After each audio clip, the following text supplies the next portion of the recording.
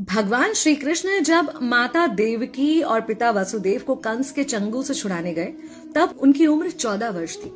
उनकी माता ने उनसे पूछा कि बेटा तुम तो भगवान हो, तो तुम हमें पहले ही कंस के चंगुल से छुड़ा सकते थे, इतनी देर क्यों कर दी? तो कृष्ण जी ने कहा, माता क्या पिछले जन्म में आपने मुझे 14 वर्ष का वनवास नहीं दिया था? माता हैरान रह गई, बोली ये क्या कह रहे हैं आप? तब कृष्ण जी ने बताया कि पिछले जन्म में मैं राम था और आप थी माता कैकेयी, और आप ही ने मुझे 14 वर्ष का वनवास दिया था, और कर्म फल से कोई नहीं बच सकता माता, इसलिए आपको 14 साल का ये दुख सहना पड़ा। तब आश्चर्यचकित होते हुए माता ने पूछा, तो फिर यशोदा पिछले जन्म में कौन थी?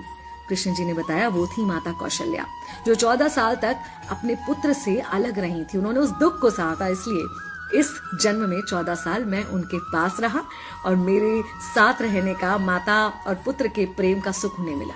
कहने का मतलब यह है कि कर्म फल से ना उस युग में कोई बचा था, ना आज कोई बचेगा।